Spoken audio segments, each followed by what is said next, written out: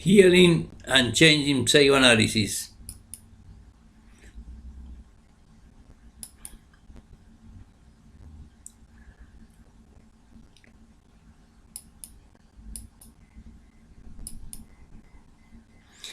We can say that psychoanalysis began as a therapeutic procedure and never ceased to be such.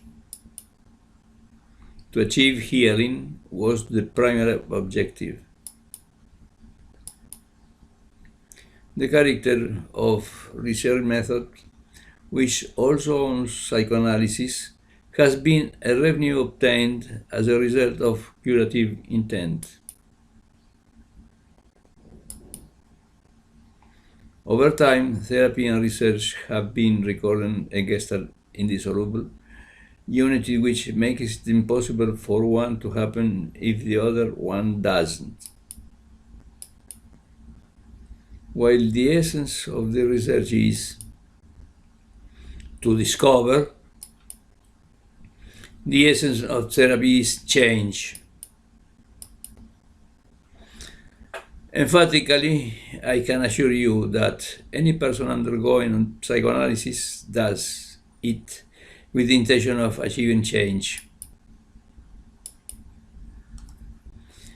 The emphasis of these changes may be in the elimination of symptoms, conflict resolution, or problematic behavior, or the development of latent abilities and acquisition of learning that mean enrichment of personality. These achievements are obtained through the emotional experience that is owned by all psychoanalytic process, and we all know included the list of transference, counter-transference. If there is no emotional experience, there is no progress and therefore no change. Although it is good to emphasize that not every emotional experience within an analysis can mean progress.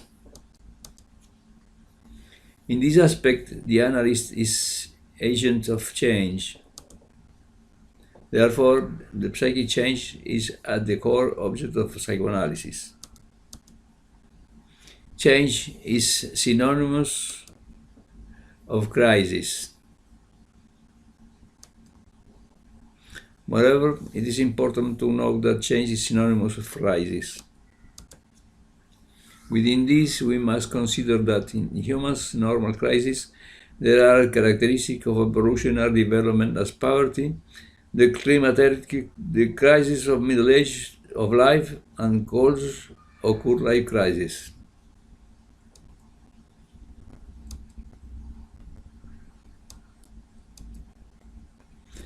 They are directly related with events that determine major changes in the way we live, as in the initiation of sexual genital life, marriage, separation of the family, career choices, change work, retirement, the birth of children, death of loved ones, etc. That means all that indicates the passage of time, and that this passage involves changes.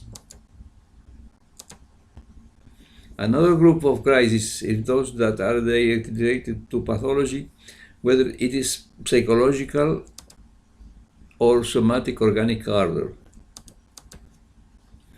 The disease itself is a crisis and always involves a change. To rescue this concept of crisis or change, it is necessary to consider what the theological destiny of every change is. As any phenomenon, an event or group of events, it has 1. Why, which are the motivation or certain causes. 2. How, and 3. For what, that are the consequences themselves. In this sense, it is important to know that any change produces an enrichment of impoverishment of personality. What determines this? Either outcome will depend on how the change is made, so why, how, and for what are fundamental to consider all aspects of this process.